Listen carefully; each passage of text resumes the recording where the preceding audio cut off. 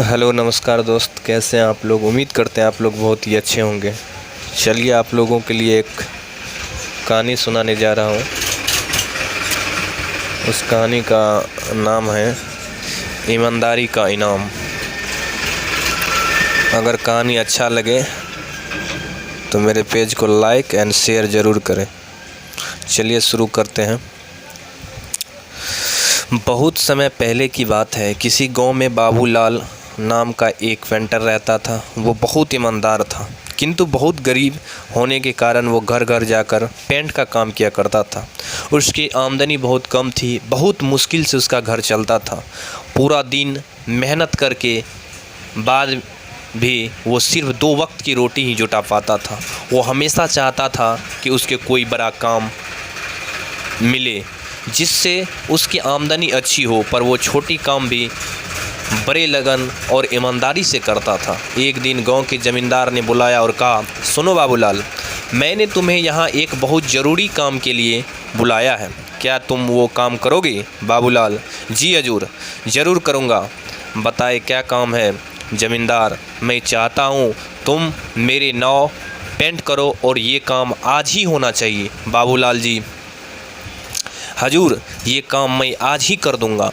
सामान लेकर जैसे बाबूलाल आता है वो नाव को रंगना शुरू कर देता है। जब बाबूलाल नाव रंग रहा था तो उसने देखा नाव में छेद था। वो सोचा अगर इसे ऐसे ही पेंट कर दिया जाएगा तो ये डूब जाएगी। ऐसा सोचकर वो छेद को भर देता है और नाव को पेंट कर देता है। फिर ज़मींदार के पास जाता है और कहता है, हजूर, नाव का पूरा काम हो गया है, आप चलकर देख लीजिए। फिर वो दोनों नदी किनारे जाते हैं। नाव को देखकर ज़मींदार बोलता है, अरे वाह बाबूलाल, तुमने तो बहुत अच्छा काम किया है। ऐसा करो, तुम कल सुबह आकर अपनी पैसा ले जाना। उसके बाद वो दोनों अपने घर चले जाते हैं। अगले दिन ज़मींदार के परिवार उसी नाव में नदी के उस पार घूमने जाते हैं। शाम को ज़मींदार का नौकर रामू, जो उसकी नाव की देख रेख भी करता था, छुट्टी से वापस आता है और परिवार को घर पर ना देखकर ज़मींदार से परिवार वाले के बारे में पूछता है। ज़मींदार उसे सारी बात बताता है। ज़मींदार बात सुनकर रामू चिंतन में पड़ जाता है। उसे चिंतित देखकर ज़मींदार पूछता है, क्या हुआ रामू, ये बात सुनकर तुम चिंतित क्यों हो गए? रामू, सरकार, लेकिन उस नाव में तो छेद था। रामू की बात सुनकर ज़मींदार भी चिंतित हो जाता है।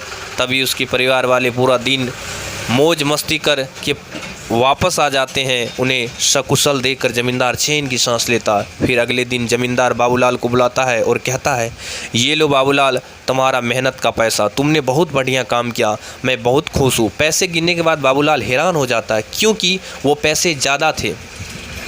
वो ज़मींदार से कहता है, हजूर, अपने मुझे गलती से ज़्यादा पैसे दे दिया है। ज़मींदार, नहीं बाबूलाल, ये मैंने तुम्हें गलती से नहीं दिए, ये तुम्हारी मेहनत का ही पैसा है, क्योंकि तुमने बहुत बड़ा काम किया है।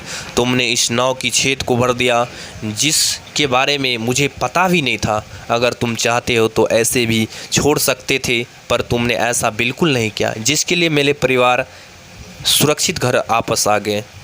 तो दोस्तों, कहानी अच्छा लगे तो मेरे पेज को लाइक एंड शेयर ज़रूर करें। धन्यवाद।